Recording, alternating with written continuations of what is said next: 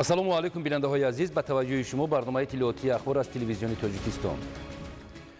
10 ноябр президенти ҷумҳурии Тоҷикистон пешвои миллат муҳтарам Эмомалӣ Раҳмон бо мақсади иштирок дар саммити муштараки изтирории арабию исломӣ вориди Арабистони Саудӣ шуданд.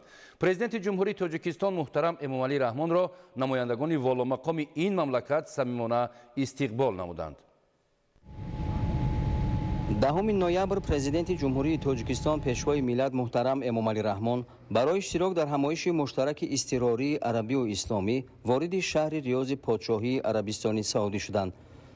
Дар фурудгоҳи байналмилалии Шоҳ Холид меҳмони олиқадр президенти ҷумҳурии Тоҷикистонро муовини амири минтақаи Риёз Шоҳзода Муҳаммад ибни Абдурраҳмон Оли Сауд ва намояндагони воломақоми подшоҳии Арабистони Саудӣ самимона пазироӣ карданд.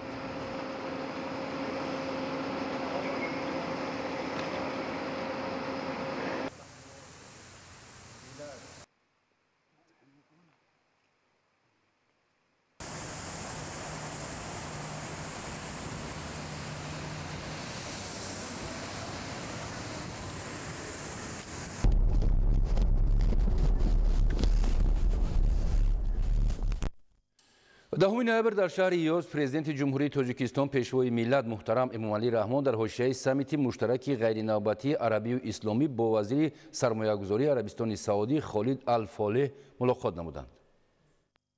10 ноябр дар шаҳри Риёз президенти ҷумҳурии Тоҷикистон пешвои миллат муҳтарам Эмомалӣ Раҳмон дар ҳошияи саммити муштараки ғайринавбатии арабию исломӣ бо вазири сармоягузории Арабистони Саудӣ Холид Алфолih мулоқот намуданд. президенти кишвар муҳтарам Эмомалӣ Раҳмон таъкид доштанд ки рушду тавсеяи робитаҳо дар соҳаи тиҷорату иқтисод яке аз самтҳои асосии ҳамкорӣ мебошад. ҷонибҳо масъалаҳои густариши ҳамкории сармоягузорӣ, техникӣ ва фарҳангиро муҳокима намуданд. баргузории мунтазами нишастҳои комиссияи байниҳукуматии Тоҷикистону Арабистони Саудӣ ва анҷуманҳои соҳибкорӣ, намоишгоҳҳои маҳсулот ва таъсиси фонди муштараки Тоҷикистону Арабистони Саудӣ оид ба маблағгузории лоиҳаҳои сармоягузорӣ бар суди кор номида шуд. гуфта шуд ки миёни ду кишвар оид ба татбиқи лоиҳаҳои муштараки сармоягузорӣ дар самтҳои саноати сабук, хӯрокворӣ, металлургӣ, дорусозӣ, инчунин энергетика ва кишоварзӣ имкониятҳои зиёд мавҷуд аст. бунёди марказҳои логистикии муосир корхонаҳои муштараки саноатӣ амри зарурӣ дониста шуд. роҳандозии хатсайри мустақим дар масири Душанбе-Ҷидда-Душанбе аз моҳи марти соли 2023 натиҷаи хуб барои густариши робитаҳои судбахш арзёбӣ гардид. изҳори умед карда шуд ки хатсайри мустақим дар масири Душанбе-Риёз-Душанбе низ роҳандозӣ шуда дар ин замина сафари сайёҳони Саудӣ ба Тоҷикистон афзоиш хоҳад ёфт. بسم الله الرحمن الرحیم. تشرفت اليوم وزملائي. بسیار شادم که امروز با جناب عالی محترم امامعلی رحمان پرزیدنت جمهوری تاجیکستانی با ما دوست ملاقات داشتم. در حقیقت مناسبت‌های دو جانبه تاجیکستان با پادشاهی عربستان سعودی در همه ساحه‌ها در حال رشد و ترقی است که تاریخاً مردم این دو کشوری با هم دوست و فرهنگ و تمدن و تاریخ با هم پیوند دارند. خادم حرمین شریفین پادشاه اعلی حضرت سلمان بن عبدالعزیز و ولیعهد والا حضرت محمد بن سلمان جهت تقویت بخشیدن و در سطح صفتا نو و راه ماندن مناسبت‌ها در همه ساحه‌ها از جمله در ساحه اقتصادی با جمهوری و ما برادر تاجیکستان بارها تاکید نمودند. ما در صحبت با محترم پرزیدنت جانب‌های همکاری جلب سرمایه و سرمایه گذاری در تاجیکستان تأسیس دادن شورای صاحبکاران را مورد بررسی قرار دادیم. با دستور و هدایت های پرزیدنت جمهوری تاجیکستان و رهبریت شاهیگری عربستان سعودی مشورت کاری بین حکومتی در تاجیکستان داشتیم و در 2 هفته آینده در ریاض برپا خواهیم کرد. در گذشته سازشنامه های دو جانبه به امضا رسانیدیم و در آینده نزدیک برای همکاری در ساحه‌های کندنی‌های معدنی، کشاورزی، بندوبست محصولات تر و تازه و سیاحی سازشنامه‌ها به امضا خواهیم رساند که برای هر دو کشور منفعت آور خواهد بود. با پیشنهاد پرزیدنت جمهوری تاجیکستان جناب عالی محترم امامعلی رحمان لایحه‌های سرمایه‌گذاری در تاجیکستان روزهای نزدیک به سرمایه‌گذاران این جانب پیشنهاد خواهد گردید و هرچی بیشتر همکاری را در همه ساحه‌ها از جمله اقتصادی تقویت خواهیم بخشید.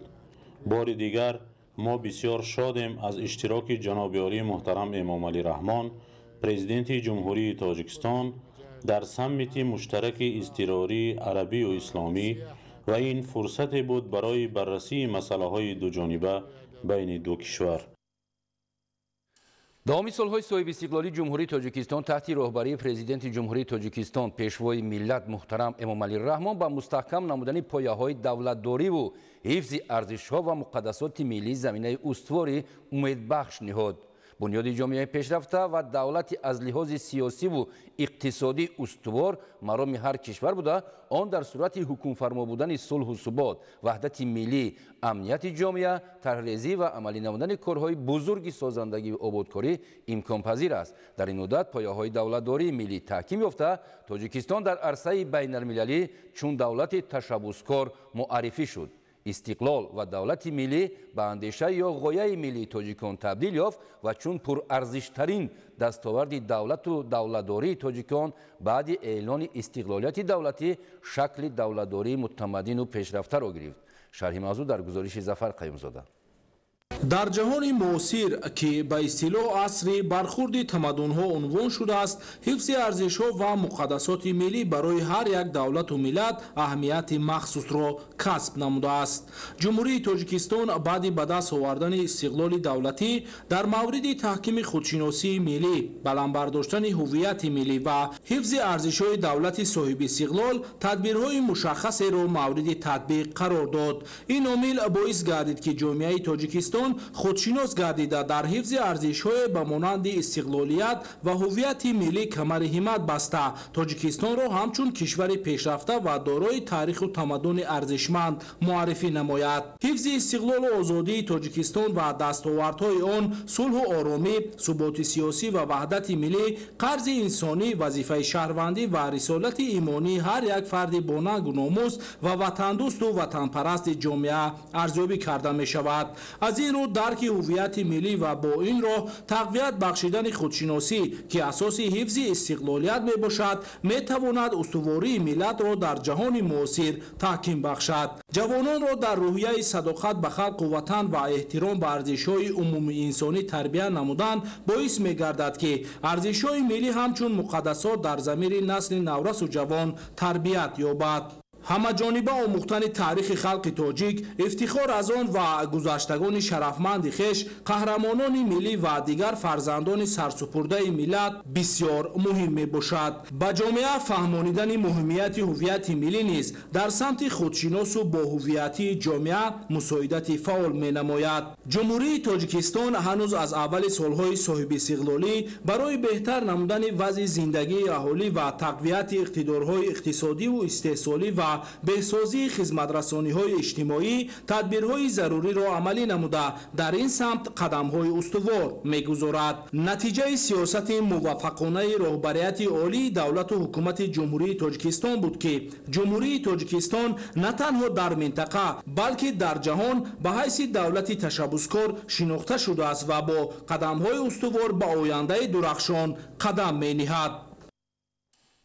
حسن پایتخت حسن ملت است و آبادی و شکوفایی آن معنای آبادی کل تاجیکستان مقدس و صاحب استقلال را دارد.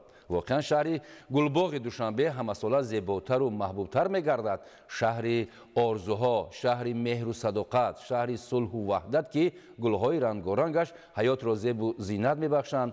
با اقدام و تلاش‌های رئیس مجلس ملی مجلس عالی جمهوری تاجیکستان رئیس شهر دوشنبه محترم رستم امامعلی چون گهواره کمالات و انکشاف و پیشرفت ملت شهر امید و آرمانها آباد و زیبا می گردد. سیمای دوشنبه به گونه بی‌سابقه تغییر می یابد. اهلدین نورالله در این موضوع گزارش می دهد.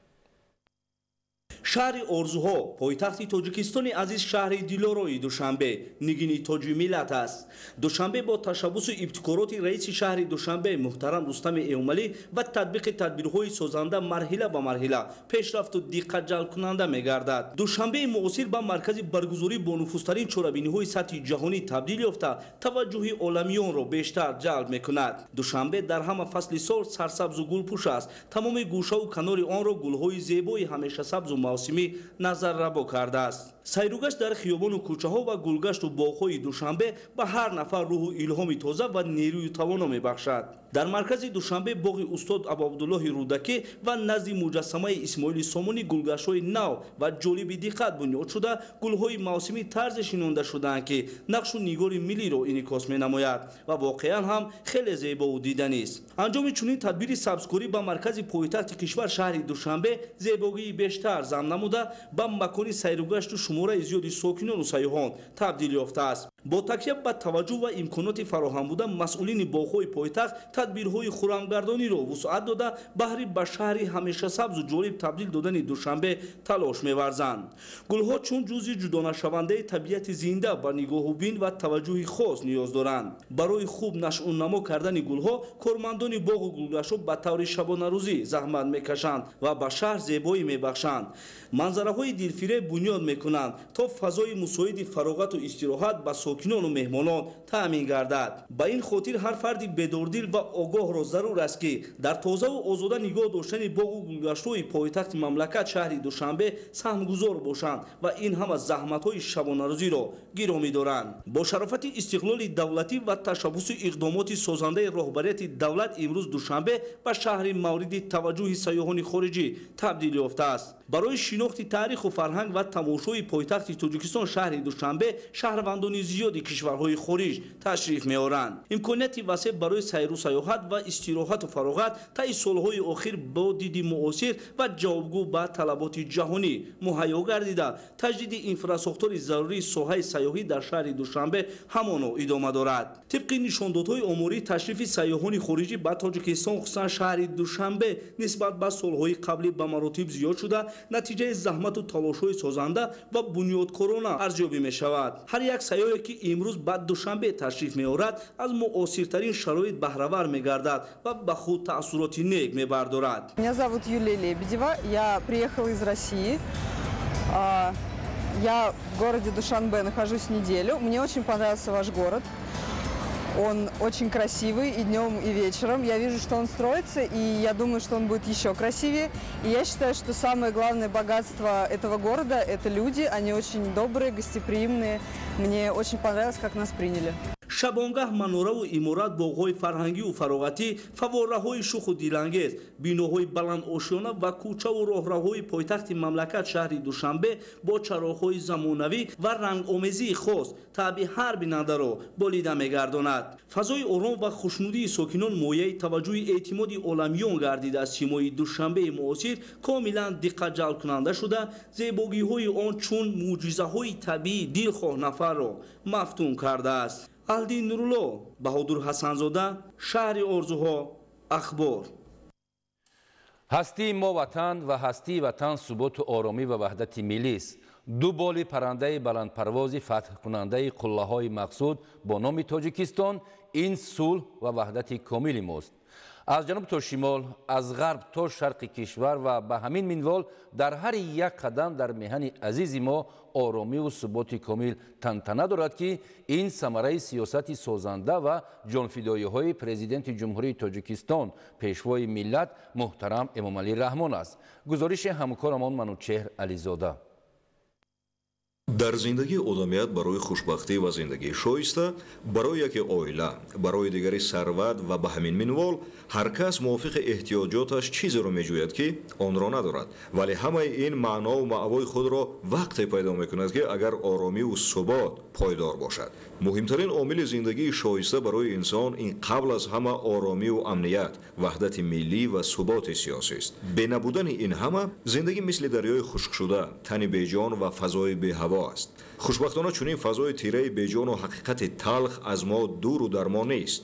аз Бадахшон то ба шаҳри Турсунзода ва аз шаҳри Исфара то ба ноҳияи Панҷ мо мардуми Тоҷикистонро ваҳдату якдилӣ, як ватан бо номи баланди Тоҷикистон ва як ҳадаф чун садоқат ва хизмат ба ватани хеш мепайвандад. вилояти мухтори кӯҳистони Бадахшон ин фазое ки имрӯз дар ин гӯшаи меҳани мост чун дар тамоми манотиқи дигари ватан барои миллионҳо аҳолии дунё орзуву ва ҳатто хобу хаёлест. мо дар шаҳри Хорух, шаҳри маркази маъмурии вилояти мухтори кӯҳистони Бадахшон қарор дорем ки ин шаҳри زیبا، شهر آرزوها، شهر آباد طی 2 سال اخیر خیلی بی‌سابقه رشد میکند و همه این شرایط سازگار محض از برکت و سیاست خردمندانه اساسگذار صلح و وحدت ملی روی کار آمده است. تنظیم و آرامی در ولایت مختار کوهستان بدخشان پابرجاست، ولایت قانون است و این روز همه خرد و بزرگ ولایت مختار کوهستان بدخشان در این چارچوبه عمر به سر برده ایستادند و البته شکرگزاری میکنیم، منت داریم و ما این تینجی، این آرامی، این آبادی و گلگلشکافایی را چون گورک چشم ایز می‌داریم و آن را هیچگاه از دست نخواهیم داد. امروز اهالی ولایت مختار کوهستان بدخشان هر لحظه زندگی آسوده وطن را بالاتر از گنجینه زرین می‌دانند. ولایت مختار کوهستان بدخشان به ترقیات بی‌میلان خود وارد گردیده ایستاده است. نشان دهنده‌هایی که امروز در دوره سفر کاری پیشوای ملت به ولایت مختار کوهستان بدخشان روی کار آمدند قریب که بی سابقه ارزیابی می‌گردند، مخصوصا در شهر خروق و نویه‌هایی که روبر دولت تشریف آوردند کارخانه‌های نو صنعتی به کار انداخته شدند. در جمهوری تاجیکستان مخصوصا در ولایت مختار کوهستان بدخشان فضای کامل ثبات سیاسی و حقوقی حکمفرما میباشد که نتیجه این ترقیات امروزی که در ولایت دیده میشد به حساب میرود. البته در دلخواه‌ترین جامعه اگر ثبات و ولایت قانون نمی باشد، نه معارف نه اقتصادیات ترقی کرده نمی تواند. در سال 2023 سال 2024 ولایت مختار کوهستان بدخشان با نصرت و دستگیری های صاحب احترام پیشوای معظم ملت محترم امام علی رحمان رشد کرده ایستاده است و امروز ما شاهد آن گردیدیم که تمام مناطق ولایت مختار کوهستان بدخشان همه روزه سرور و تنتنه شادمانی و همه روزه یعنی بسیار ابیکت های استراتژی، بسیار مؤسسه های بلند اجتماعی از جمله تندرستی ساحه معارف رشد کرده ایستاده است. امروز روند آبادانی ولایت مختار کوهستان بدخشان و از جمله شهر خاروق با مرام خاصه ادامه دارد. چون این تحرک پیشرفت را نه اهالی پیر و جوان یاد دارد و نه در مأخذهای تاریخی یادآوری هست که خاروق چو امروز زمان زیبا و مترقی بوده است. با توجه و غمخوری و پیوستگی حکومت جمهوری تاجیکستان خاصه پیشوای معظم ملت محترم امام علی رحمان طی سالهای اخیر ساحه ساختمان در قلمرو ولایت مختار کوهستان بدخشان من جمله شهر خاروق بی سابقه رشد نموده ایستاده است که این دلالت از صلح آرامی و تنظیم و امانی درک می‌دهد. باید قید نمود که طی 2 سال اخیر در قلمرو ولایت مختار کوهستان بدخشان زیاده از 200 انشاءات ساحه تعیناتشان گوناگون مورد استفاده قرار گرفتند که در بین آنها ساختمان با شمت استقامتی که طی سالهای اخیر مردم سربلند ولایت مختار کوهستان بدخشان آرزوی چنین خانه‌های با شمت و بلند استقامتی را داشتند که این را تاریخ ولایت در یاد ندارد. چنین فضای آسوده و مرام استوار آبادی هرگز به بی‌خیرد و بی‌هویت خوش نمی‌آید، اما مهم آن است که آینده سازی را یعنی سیاست دوربینانه پیشوای ملت را اهالی میهن ما قدرشناسی و بجان دوست دارند. امروز جهت پیشرفت و سرعت بخشیدن کارهای سازندگی هیچ یک حفره و معما و مانعی نیست. تنها عزم و اراده قوی و ننگ و ناموس و هویت ملی است که میهن خود را باز هم زیباتر و آبادتر سازیم. باد و هوای تازه، آبهای مصفا و شفابخش، میوه‌های شهدبار، مردم مهربان و فضای کاملی ثبات و آرامی و امن. چنین است نگاه و نظر مهمانان و سیاحان خارجی نسبت به ولایت مختار کوهستان بدخشان و از دید و نگاه خود اهالی ولایت این بخت بلند آنهاست. واقعا در شرایط پرتضاد جهان معاصر برای دلخواه افراد اهل ذکاوت، خیرات و هویت ملی داشته آرامی و ثبات در میهن خویش در مقام اول است. زیرا خنده طفلان، آینده درخشان آنها، خوشبختی خود و نزدیکان و جامعه را محض در چنین فضای آرام و آسوده و امن میتواند و زندگی آسوده داشت. و طور استاد عینی فرمودند وطن داشتن دیگر است و مسئولیت وطنداری دیگر، یعنی محبت صمیمی نسبت به وطن، صداقت به وطن، زحمت ها کشیدن، از خود گذشتن ها، آن چیزی که ما در فعالیت پیشوای ملت محترم امامعلی رحمان از روزهای نخستین استقلال دولتی می‌بینیم و انا همین فضای آرام و آسوده که امروز از بلندترین نقطه تاجیکستان ولایت مختار کوهستان بدخشان تا به دوردستترین مناطق میهن ما پایدار است، محض از زحمت‌ها و فعالیت باثمر پیشوای ملت است. منوچهر علیزاده، سعدالله یتیمов، اخبار. برنامه اخبار رو ادامه می‌دهیم. امروز در تاجیکستان زیاده از 197,000 خواجگی دهقانی فعالیت می‌کند که سهامداران این خواجگی‌ها با راه استفاده عاقلانه و ثمرناک هر قطعه زمین در استحصال محصولات با صفت غذایی و فراوانی بازارهای داخلی سهم می‌گذارند. ادامه موضوع در گزارش نامتی. در دوران صاحب استقلالی تاجیکستان با راهنمایی و هدایت‌های راهبر دولت در همه ساحه‌های خواجگی خلق از جمله در ساحه زمینسازی نیز پیشروی‌های نظررس به عمل آمده، میدان زمین‌های آبی زیاد گردیده، زمین‌های پرتو و خالی مانده کاهش یافتند. مخصوصا در اول سالهای صاحب استقلالی محض با تشبث پرزیدنت جمهوری تاجیکستان در دو مرحله تقسیم گردیدن 75,000 گکتار زمین برای تشکیل خواجگی‌های یاری رسانی شخصی شهروندان برای استفاده با ثمر زمین و زیاد شدن میدان کشت تکراری زمینه مساعد فراهم آورده بود.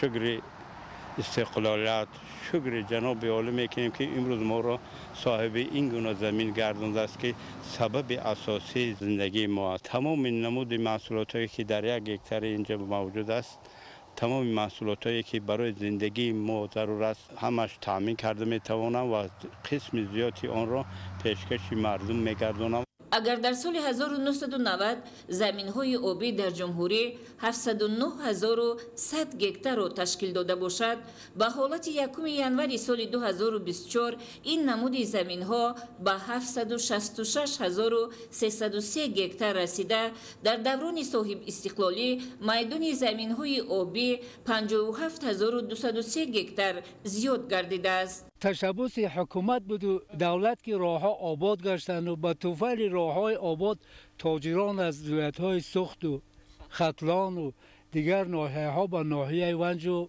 خارق و روشان و دیگر جاهای ولایت آمده میوه را اینجا میبرند. کوشش میکنند که در ناحیه ونج و در دیگر ناحیه‌ها کارخانه‌های بسازند که تا که من هم میوه‌های اینا را با کار کرده برایند. هزاران بار شکر که ما توانستیم امروز صاحب چنین باها شویم که میتوانیم با این راه سطح زندگی و اقتصاد عائله را بالا برداریم. تجدید گردیدن خواجگی‌های کلان حجم کشاورزی برای رشد ساحه، استفاده با ثمر زمین، بلند گردیدن حاصلناکی زراعت‌های کشاورزی و در مجموع به تامین امنیت عضوقواری مساعدت نمودند. محض اقدامی پیشوای معظم ملت بود که در زمان صاحب استقلالی دهقان صاحب زمین گردید.